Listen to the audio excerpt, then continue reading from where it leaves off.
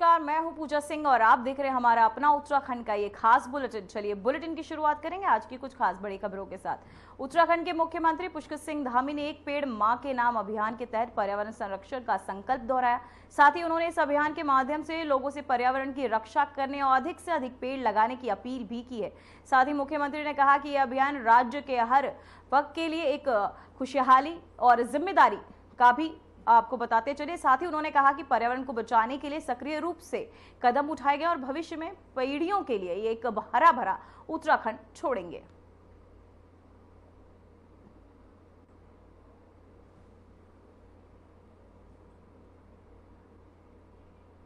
तो वही खबर सामने आ रही है जहां पंचायत चुनाव में बीजेपी ने तेज किया प्रचार। पहले चरण में 24 जुलाई को होगा मतदान। बीजेपी प्रदेश अध्यक्ष कई पदाधिकारी प्रचार में जुटे। ग्रामीण क्षेत्रों में अलग अलग मुद्दों को लेकर होगा प्रचार। साथ ही सड़क, स्ट्रीट लाइट, खेल का मैदान जैसे मुद्दों पर किया गया प्रचार। वहीं दूसरे चरण में 28 जुलाई को होगा मतदान। वहीं आपको बताते चले दूसरे चरण में 28 जुलाई को मतदान होगा। साथ ही पंचायत चुनाव में बीजेपी ने अपना प्रचार तेज कर दिया है। साथ ही पहले चरण में 24 जुलाई को यह मतदान होना है, जहां बीजेपी प्रदेश अध्यक्ष कई पदाधिकारी प्रचार में मौजूद रहे। तो वहीं जोरों शोरों से प्रचार किया जा रहा है। साथ ही आपको बताते चले कि पंचायत चुनाव में बीजेपी ने अपना प्रचार तेज कर दिया है। पहले चरण के लिए 24 जुलाई को मतदान होगा, जहां प्रदेश अध्यक्ष और कई पदाधिकारी प्रचार में जुड़े रहे। तो वहीं आपको बता दें सड़क, स्ट्रीट लाइट, खेल मैदान जैसे मुद्दों को लेकर प्रचार किया जा रहा है। पंचायत चुनाव में बीजेपी ने तेज किया प्रचार। दूसरे चरण के लिए 28 जुलाई को होगा मतदान। बीजेपी प्रदेश अध्यक्ष कई पदाधिकारी प्रचार में जुटे। वहीं ग्रामीण क्षेत्रों में अलग अलग मुद्दों को लेकर प्रचार किया जा रहा है। सड़क, स्ट्रीट लाइट, खेल जैसे मुद्दों को लेकर लगातार बीजेपी के तहत ये प्रचार किए जा रहे। पंचायत चुनाव में प्रचार प्रक्रिया जो है वो तेज कर दी गई है। बीजेपी प्रदेश अध्यक्ष और कई पदाधिकारी प्रचार में मौजूद रहे, जहां जोरों शोरों से बीजेपी के तहत ये प्रचार किया जा रहा है।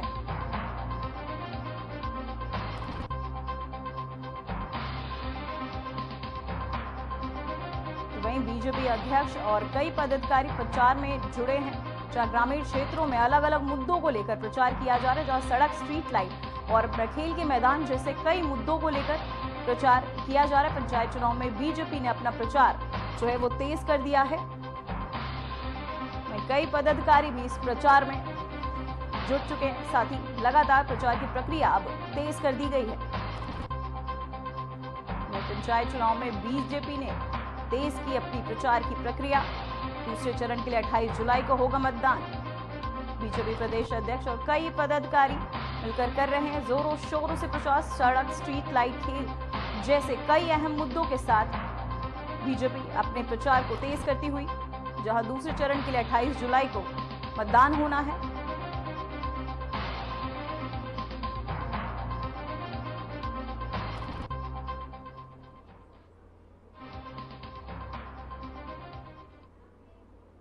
तो वहीं इसी खबर पर हमारे साथ संजीव वर्मा बीजेपी प्रवक्ता जुट चुके हैं। सर, मैं जानना चाहूंगी प्रचार की प्रक्रिया जो है बीजेपी ने तेज कर दी, इसको लेकर आप क्या कहना चाहेंगे?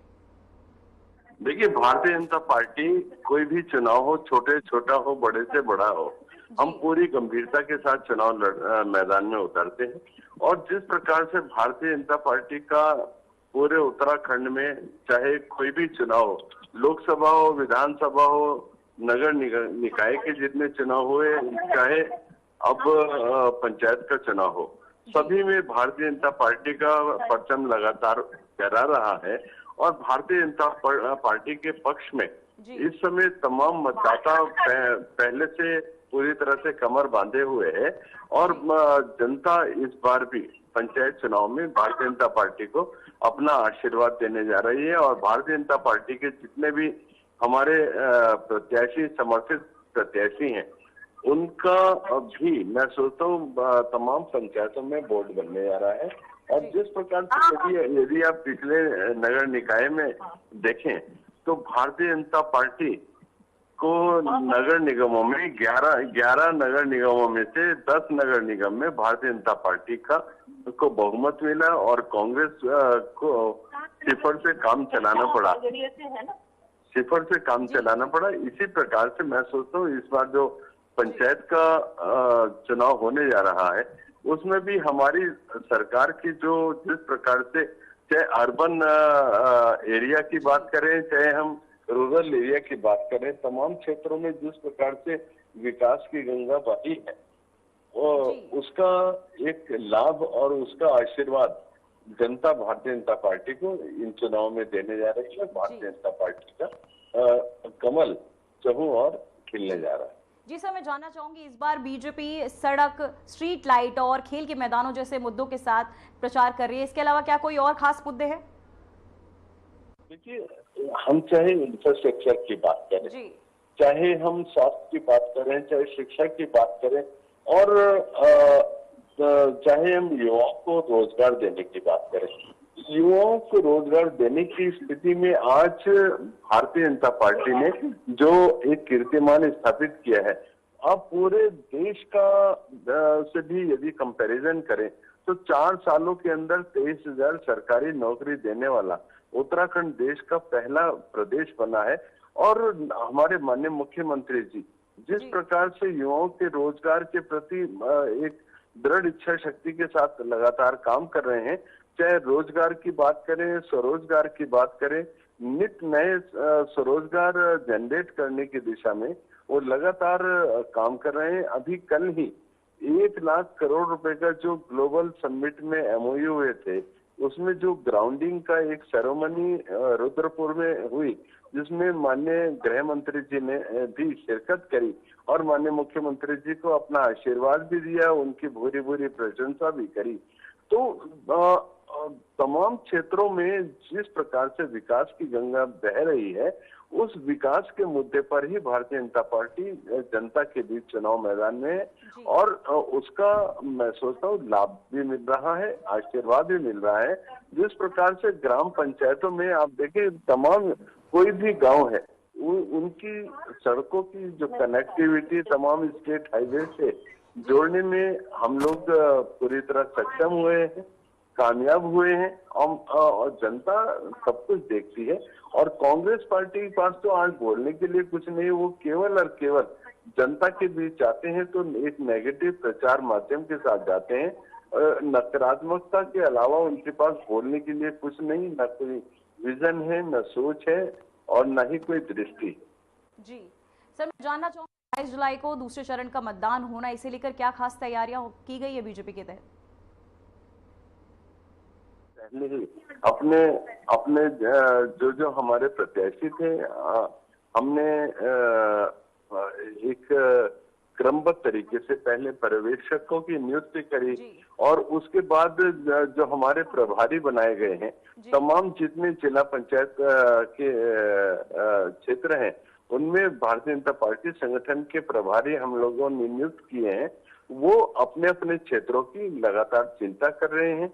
जिस प्रकार से भारतीय जनता पार्टी बिल्कुल एक माइक्रो लेवल मैनेजमेंट पर काम करती है, हमने तमाम पन्ना प्रमुखों की नियुक्ति करी है, और जन जन तक भारतीय जनता पार्टी का जो हमारा कार्यकर्ता है, उसकी एक अच्छी खासी पैठ है। और भारतीय जनता पार्टी का जितना सक्रिय कार्यकर्ता है, वो इस समय चुनाव मैदान में है, और जो 24/7 और 365 दिन जनता के बीच रहकर उनकी जन समस्याओं को दूर करते हुए, उन जन समस्याओं का निराकरण करते हुए जनता के बीच रहता है, तो तमाम जनता भी ऐसे कार्यकर्ताओं को चिन्हित भी करती है, और उन्हीं कार्यकर्ताओं को अपने जनप्रतिनिधि के रूप में चाहती है कि वही जनप्रतिनिधि चुने जाए, ताकि जिस प्रकार से हमारी अभी डबल इंजन की सरकार चल रही है, जनता चाहती है कि जिस प्रकार से नगर निकाय में भी ट्रिपल इंजन की सरकार बनी, तो पंचायतों में भी ट्रिपल इंजन की सरकार बनेगी। तो मैं सोचता हूँ हमारे जितने भी ग्रामीण क्षेत्र हैं, उनका विकास बहुत तेजी के साथ होगा, और जनता भी ऐसा चाहती है, और सरकार भी लगातार इसके ऊपर काम कर रही है। जी, बहुत बहुत धन्यवाद संजीव वर्मा जी, हमारे साथ चर्चा की।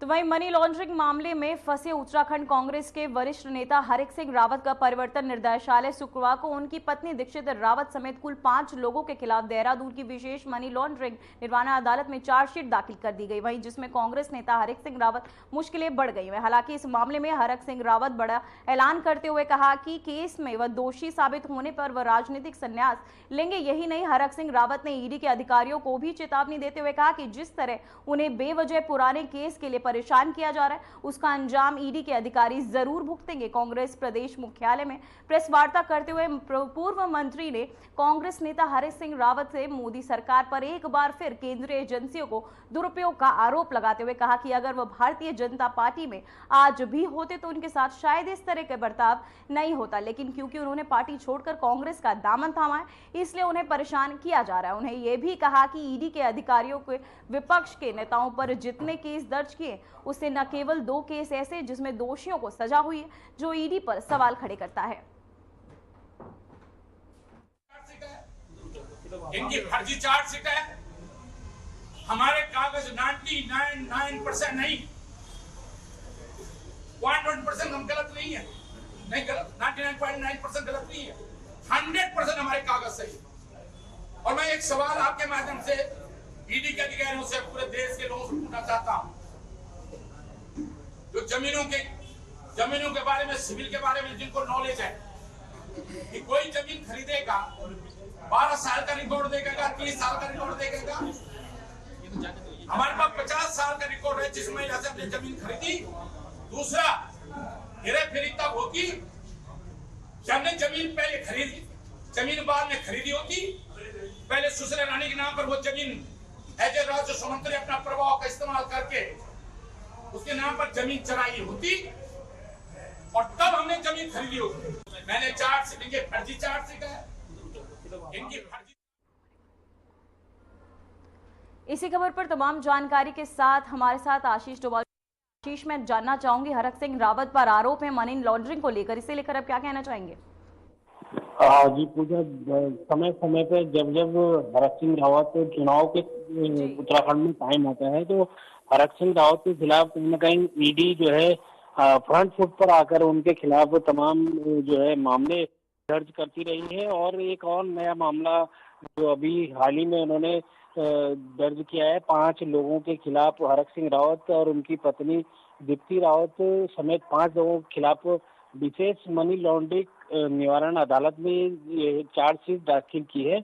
तो इसको लेकर कहीं न कहीं राजनीति जो है गर्मा चुकी है। और हरक सिंह रावत का ये आरोप है कि उन्होंने पहले भाजपा छोड़ी, उसके बाद कांग्रेस ज्वाइन की। पहले वो कांग्रेस में ही थे, भाजपा ज्वाइन की, उसके बाद भाजपा छोड़ने के बाद उन्होंने जब से कांग्रेस ज्वाइन की है तब से उनके खिलाफ जो है षड्यंत्र भारतीय जनता पार्टी के जो लोग हैं वो कर रहे हैं। ईडी का दुरुपयोग किया जा रहा है। उनका कहना है कि अगर उन पे दोष साबित हो गया तो वो जो है राजनीति से संन्यास ले लेंगे, और अगर ऐसा न हुआ तो ईडी के जो अधिकारी हैं उनके खिलाफ भी वो मुकदमा दर्ज करेंगे। जी आशीष, मैं जानना चाहूंगी 5 लोगों पर चार्जशीट दाखिल की गई, क्या बाकी 3 लोगों के नाम भी सामने आए हैं? जी बिल्कुल, 3 लोगों के औरों के नाम भी सामने हैं। वो हरक सिंह रावत के ही करीबी है। एक उनका उस टाइम पीआरओ रह चुके हैं और 2 अन्य लोग हैं जो हरक सिंह रावत के ही करीबी हैं। तो कहीं ना कहीं हरक सिंह रावत को टारगेट करके जो है बार बार जो है ईडी इस मामले को तूल दे रही है। जो सहसपुर के शंकरपुर इलाके में एक जमीन है, 101 बीघा जमीन इन्होंने खरीदी थी और इनकी पत्नी दीप्ति रावत के नाम वो जमीन खरीदी गई है। और कहीं ना कहीं जो आरोप लग रहे हैं उनको हरक सिंह रावत निराधार बता रहे हैं कि 2002 में उन्होंने वो जमीन खरीद ली थी।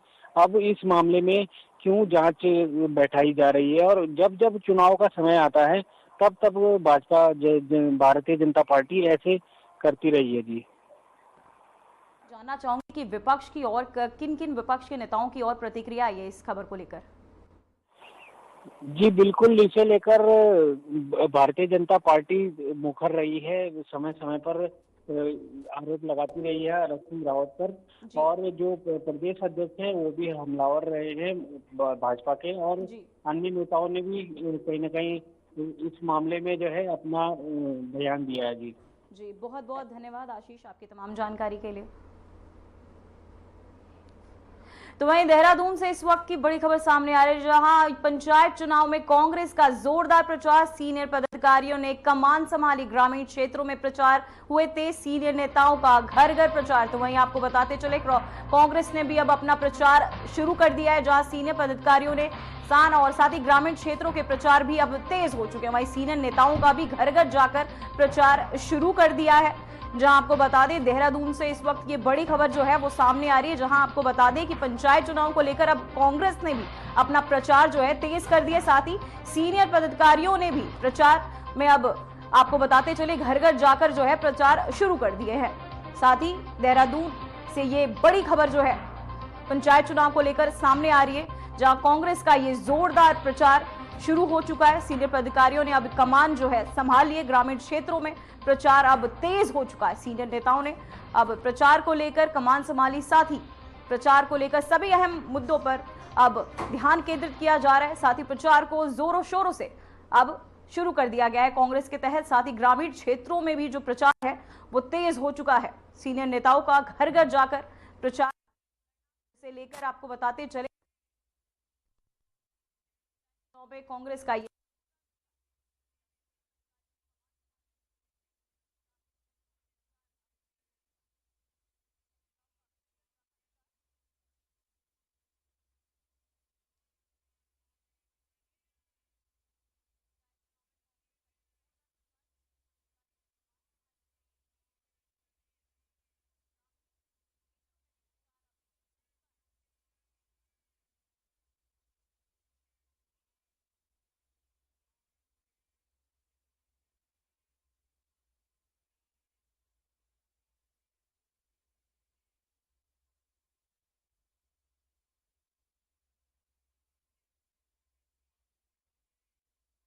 अब वक्त हो चुका है एक छोटे से ब्रेक का।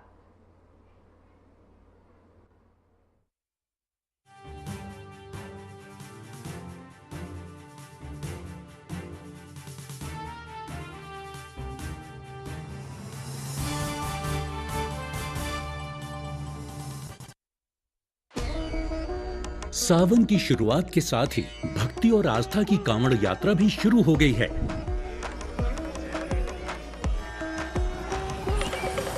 इस शुभ अवसर पर उत्तराखंड सरकार सभी श्रद्धालुओं का हार्दिक स्वागत करती है। आपकी यात्रा मंगलमय और सुरक्षित रहे, इसके लिए कुछ महत्वपूर्ण दिशा निर्देशों का पालन करें। पैदल कांवड़ यात्री केवल निर्धारित कांवड़ पटरी का ही प्रयोग करें। अपना पहचान पत्र हमेशा अपने पास रखें। वाहनों में बैठे कांवड़ यात्रियों की सूची और यात्रा विवरण स्पष्ट रूप से चिपकाएं। अपने वाहन केवल निर्धारित पार्किंग स्थलों पर ही खड़ा करें। वाहन चालक कृपया यात्रा के दौरान ट्रैफिक डायवर्जन के मार्गों की जानकारी अवश्य लें और केवल निर्धारित रूट का ही पालन करें। पैदल कांवड़ की ऊंचाई 7 फीट और झांकी की ऊंचाई 12 फीट से अधिक ना हो। स्नान केवल निर्धारित घाटों पर ही करें और विश्राम केवल शिविरों या रैन बसेरों में ही करें, सड़कों पर नहीं। यात्रा के दौरान लाठी, डंडे, तलवार, भाले या किसी भी नुकीले हथियार को अपने साथ लेकर न आए और नशीले पदार्थों का सेवन न करें। प्लास्टिक के प्रयोग से बचें और धार्मिक स्थलों की मर्यादा बनाए रखें। अजनबियों से कोई भी खाद्य सामग्री न लें। जेब कतरों से सावधान रहें। संदिग्ध वस्तुओं को न छुएं और तुरंत पुलिस को सूचना दें। यात्रियों की सुविधा के लिए हेल्पलाइन 95-206 25-934 उपलब्ध है। पुलिस एवं प्रशासन के दिशा निर्देशों का पालन करें। आपका सहयोग ही आपकी सुरक्षा है। उत्तराखंड सरकार की ओर से आप सभी श्रद्धालुओं को कांवड़ मेला 2025 की हार्दिक शुभकामनाएं।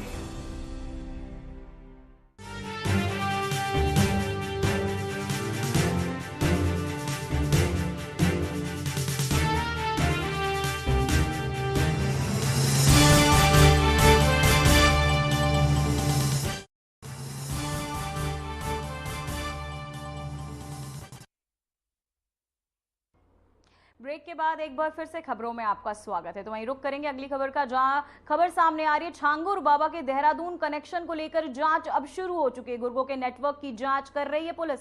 5 आरोपियों के खिलाफ दर्ज हो चुका है केस। पुलिस यूपी के बाद एक्शन में देहरादून पुलिस अब आ चुकी है। तो वहीं अब यूपी पुलिस के बाद देहरादून पुलिस छांगुर बाबा केस को लेकर अब एक्शन में आ चुकी है। गुर्गों के नेटवर्क की जांच जो है अब कर रही है पुलिस। साथ ही 5 आरोपियों के खिलाफ दर्ज हो चुका है केस। वहीं यूपी पुलिस के बाद अब एक्शन में है देहरादून पुलिस। गुर्गों के नेटवर्क की जांच कर रही है पुलिस। साथ ही आपको बताते चले छांगुर बाबा केस कनेक्शन को लेकर अब जांच जो है जोरों शोरों से शुरू हो चुकी है, जहां गुर्गों के नेटवर्क की जांच अब कर रही है पुलिस। साथ ही 5 आरोपियों के खिलाफ जो है मामला अब तेज हो चुका है। यूपी पुलिस के बाद अब देहरादून पुलिस भी इस मामले को लेकर सख्ती से गहन जांच में जुट चुकी है। छांगुर बाबा के देहरादून कनेक्शन को लेकर यह जांच शुरू हो चुकी है। तो वहीं देहरादून उत्तरकाशी में हुए हेलीकॉप्टर क्रैश मामले में एयरक्राफ्ट एक्सीडेंट इन्वेस्टिगेशन ब्यूरो ने प्रारंभिक रिपोर्ट जारी कर दी है। रिपोर्ट में यह खुलासा हुआ है कि हेलीकॉप्टर की ब्लेड केबल के टकराने के कारण यह हादसा हुआ था। इस दुर्घटना में पायलट सहित 6 लोगों की मौत हो गई है, जबकि एक यात्री गंभीर रूप से घायल हुआ। यह हादसा गगननागी के पास हुआ, जहां जब हेलीकॉप्टर श्रद्धालुओं को गंगोत्री धाम ले जा रहा था। वहीं आपको बताते चले हेलीकॉप्टर क्रैश का यह मामला जो है एक बार फिर से सामने आया है, जहां श्रद्धालु जा रहे थे गंगोत्री धाम, जिसके बीच में यह हादसा हुआ है। क्रैश में 6 लोगों की मौत हो गई है। वहीं केबल ब्लेड के टकराने से यह हादसा, जहां श्रद्धालु जा रहे थे गंगोत्री धाम, जिसके चलते ये हादसा उस वक्त हुआ जब श्रद्धालु गंगोत्री धाम के लिए रवाना हुए। वहीं केबल ब्लेड के टकराने से यह हादसा बताया जा रहा हुआ है। तो वहीं प्लेन क्रैश में 6 लोगों की मौत हो गई। श्रद्धालु गंगोत्री धाम के लिए जा रहे थे। तो वहीं हरिद्वार कांवड़ मेला में उमड़ रही भीड़ को देखते हुए पुलिस प्रशासन पूरी तरह अलर्ट मोड पर है। एसपी ट्रैफिक जितेंद्र मेहरा ने खुद सड़कों पर उतरकर ट्रैफिक व्यवस्था को मजबूत करने का जिम्मा संभाला। उन्होंने मौके पर जाकर विभिन्न मार्गों का निरीक्षण किया और पुलिस कर्मियों को दिशा निर्देश भी दिए। वहीं एसपी ट्रैफिक खुद यातायात को नियंत्रित करते हुए देखे गए, जहां प्रशासन की ये कोशिश है कि श्रद्धालुओं को किसी भी प्रकार की असुविधा न हो, और इसलिए बड़े अधिकारियों की फील्ड में एक्टिव मोड में रखा गया है। तो वहीं आपको बताते चले कांवड़ यात्रा को लेकर अब पुलिस अलर्ट मोड पर है। एसपी ने खुद ट्रैफिक का यह मोर्चा संभाला ताकि श्रद्धालुओं को, कांवड़ियों को किसी भी प्रकार की अव्यवस्था ना हो। साथ ही आपको बताते चले पुलिस कर्मियों को भी कई दिशा निर्देश जो है वो दिए गए हैं।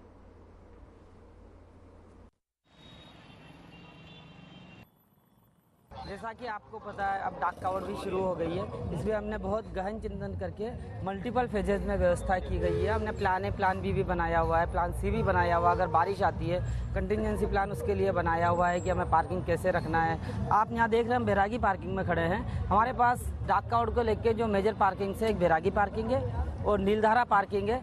उसके अलावा हमारे पास चमगादड़ टापू पार्किंग है, उपनदीप पार्किंग है। ब्रीदिंग स्पेस के लिए हमने लालजी वाला और बाकी पार्किंग भी रख रखी है। बैरागी के लिए हमने डाइवर्जन किया हुआ है, नगला इमरती से डाइवर्जन करते हैं। सारी गाड़ियाँ लक्सर होते हुए, खानपुर लक्सर होते हुए SMP राय से यहाँ आती है।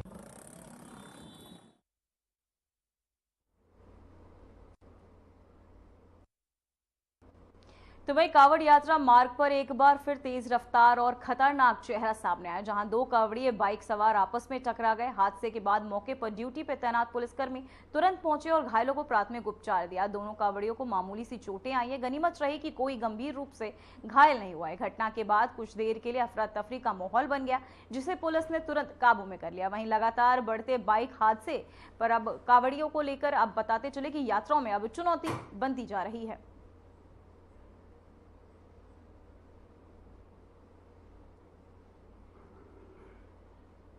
तो वहीं देहरादून जिलाधिकारी सवीन बंसल का चक्राता दौरा, जहां चक्राता क्षेत्र की जीवन रेखा सड़कों के लिए एक वरदान साबित हो रही है। वर्षों से जटिल बने जरेट भूस्खलन जोन का स्थायी समाधान अब संभव हो सका है। साथ ही डीएम ने ग्राउंड जीरो से लौटते ही आपदा अधिनियम के साथ ही विशेष शक्तियों का प्रयोग करते हुए मौके पर ही आदेश जारी कर दिए। वहीं 1200 मीटर ऊंचे और 180 मीटर चौड़े इस भूस्खलन क्षेत्र में लगातार पहाड़ी दरकती रहती है, जिससे चक्राता की कनेक्टिविटी कनेक्टिविटी बार बार बाधित होती रही है। अब डीएम ने स्लोप स्टेबलाइजेशन कार्य की अनुमति दे दी है और लोनिफ को डीपीआर तैयार करने के निर्देश भी जारी कर दिए हैं। अपने दौरे के दौरान डीएम ने न केवल सड़क बल्कि स्वास्थ्य और शिक्षा से जुड़े कई अहम मुद्दों पर भी ऑन द स्पॉट निर्णय लिए।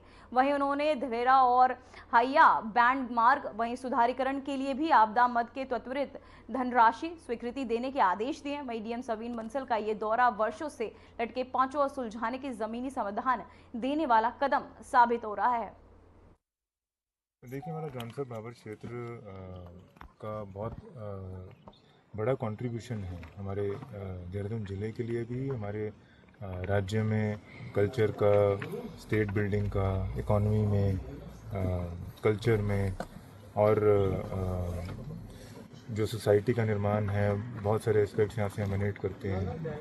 तो ये किसी प्रकार से यहाँ पर रियलाइजेशन नहीं आना चाहिए कि they are cut off from the mainstream और they are at a disadvantage in any aspect.